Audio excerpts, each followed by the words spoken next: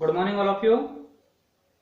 पिछली कक्षा में हमने वाक्य की परिभाषा, वाक्य के तत्व और वाक्य के अंग के बारे में पढ़ा था। आइए अब हम बात करते हैं वाक्य के भेद। वाक्य के भेद कि वाक्य को दो भागों में बांटा गया है। वाक्य को दो भागों में बांटा गया है, रचना के आधार पर और दूसरा अर्थ के आधार पर। पहला तो है रचना के आधार पर और दूसरा है अर्थ के आधार पर।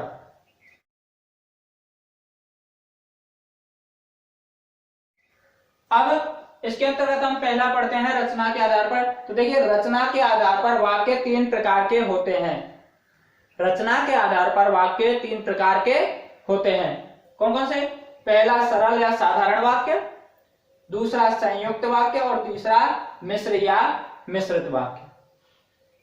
इस प्रकार से वाक्य को दो भागों में बांटा गया, रचना और अर्थ के आधार पर। फिर से रचना के आधार पर जो होते हैं वह तीन प्रकार के होते हैं: सरल या साधारण वाक्य, संयुक्त वाक्य और मिश्र या मिश्रित वाक्य।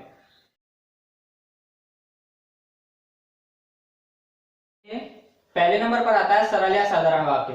सरल या साधारण वाक्य कि जिन वाक्यों में एक ही उद्देश्य तथा एक ही विधेय हो, एक ही उद्देश्य और एक ही विधेय हो, सरल या साधारण वाक्य कहलाते हैं। सरल या साधारण वाक्य कहलाते हैं। ठीक है, जैसे मोहन क्रिकेट खेलता है। मोहन क्रिकेट खेलता है, एक ही वाक्य पूरा बस। ठीक है, एक उद्देश्य है और एक विधेय है। शिल्पा गीत गाती है, एक ही उद्देश्य है, एक विधेय है, एक साधारण वाक्य। मैं दिल्ली में रहने वाले अपने एक मित्र से मिला था। मैं दिल्ली में रहने वाले अपने एक मित्र से मिला था, एक ही उद्देश्य, एक ही विधेय। इस प्रकार से यह साधारण वाक्य है।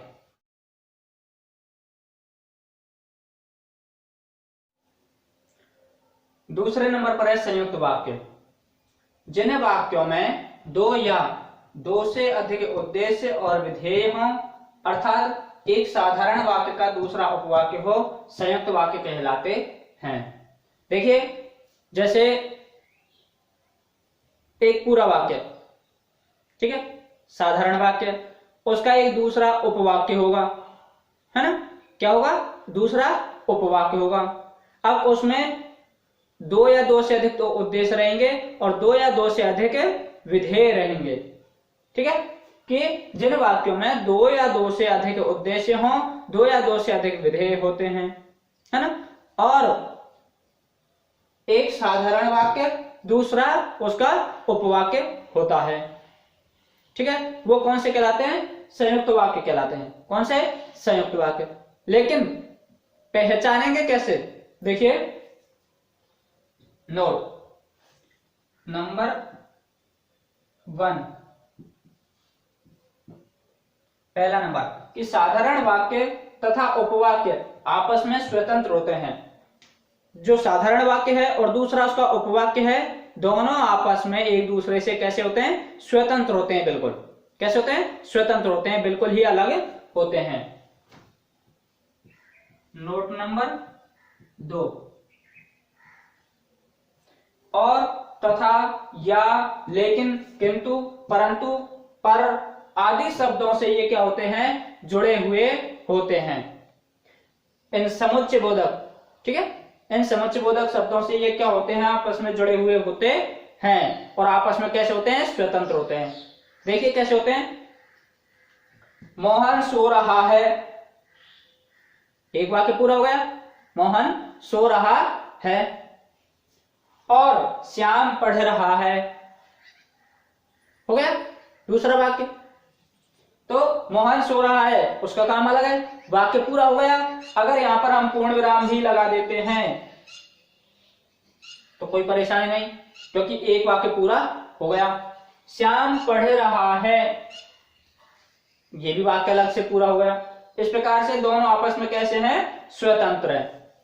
ठीक है, और से जुड़े हुए हैं, और से जुड़े हुए हैं।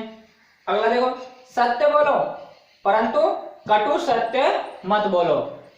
सत्य बोलो, एक वाक्य पूरा हो गया।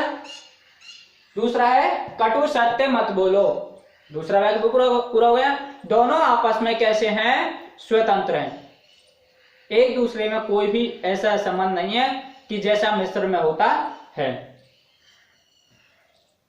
परंतु से इसको जुड़ा हुआ है। राधा ससुराल चली गई पर वहां सुखी नहीं है, वह वहां सुखी नहीं है। ठीक है, इस प्रकार से दो या दो से अधिक उद्देश्य होंगे, दो या दो से अधिक विधेय होंगे, एक साधारण वाक्य होगा, दूसरा उसका उपवाक्य होगा। लेकिन जो साधारण वाक्य है वो और उपवाक्य है दोनों आपस में स्वतंत्र होंगे, एक दूसरे में कोई भी समानता निर्भरता नहीं होगी।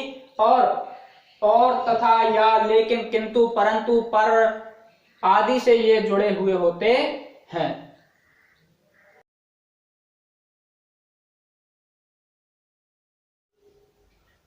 तीसरे नंबर पर आता है मिश्र या मिश्रित वाक्य। मिश्र या मिश्रित वाक्य कि जिन वाक्यों में दो या दो से अधिक उद्देश्य और विधेय हो, अर्थात एक साधारण वाक्य का दूसरा उपवाक्य हो, मिश्र या मिश्रित वाक्य कहलाते हैं। जैसा कि संयुक्त वाक्य में था, संयुक्त वाक्य में था कि दो या दो से अधिक उद्देश्य और दो या दो से अधिक विधेय होते हैं। ठीक है, अगली बात कि एक साधारण वाक्य होता है, उसका दूसरा उपवाक्य होता है। ये दोनों ही बातें संयुक्त में भी होती है और मिश्र में भी होती है, लेकिन अंतर सिर्फ इतना है कि जो मिश्र या मिश्रित वाक्य है उसमें साधारण वाक्य और जो उपवाक्य होता है वो दोनों आपस में एक दूसरे पर आश्रित होते हैं। मिश्र वाक्य में साधारण वाक्य और उसका उपवाक्य जो दूसरा वाक्य होता है वो दोनों एक दूसरे के ऊपर आश्रित होते हैं, एक दूसरे के ऊपर निर्भर होते हैं, जबकि संयुक्त में ऐसा नहीं होता। संयुक्त में दोनों आपस में स्वतंत्र होते हैं। देखिए उदाहरण के आधार पर, जैसे सोहन ने कहा, एक वाक्य हो गया कि उसका भाई उदयपुर गया है, दूसरा वाक्य हो गया। अब देखिए कैसे होता है कि सोहन ने कहा, क्या कहा? ठीक है, क्या कहा? उत्तर हमको नहीं मिला अभी तक। तो सोहन ने कहा कि उसका भाई उदयपुर गया है। अब जाकर पूरा वाक्य समझ में आया। अर्थात जब एक वाक्य को बोलने पर बात पूरी समझ में नहीं आती तो उसके लिए फिर दूसरा वाक्य भी बोलना पड़ता है, तब जाकर पूरी बात समझ में आती है। तो मिश्र वाक्य में यही होता है कि वो एक दूसरे के ऊपर आश्रित होते हैं, एक दूसरे के बिना अधूरे होते हैं। देखिए, मैं आज ऐसे आदमी से मिला, मैं आज ऐसे आदमी से मिला। कैसे आदमी से मिला? पता है हमको? नहीं ना? तो जो शिक्षक था, जो डॉक्टर था, कुछ भी हो, तो मैं आज ऐसे आदमी से मिला जो शिक्षक था। इस वाक्य को पूरा बोलने पर ही हमारे बात समझ में आती है। ऐसा काम करो। कैसा काम करो?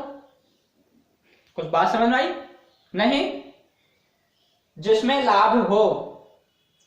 ठीक है, तो दूसरे वाक्य को जब बोला तब जाकर वाक्य पूरे समझ में आया। तो इस प्रकार से ऐसा काम करो जिसमें लाभ हो। तो यहां पर जो मिश्र और मिश्रित वाक्य, मिश्र या मिश्रित वाक्य जो है, इसके अंतर्गत जो साधारण वाक्य और दूसरा उसका उपवाक्य जो होते हैं वो एक दूसरे के ऊपर आश्रित होते हैं, एक दूसरे के बिना पूर्ण अर्थ नहीं दे सकते। ये मिश्र या मिश्रित वाक्य होते हैं।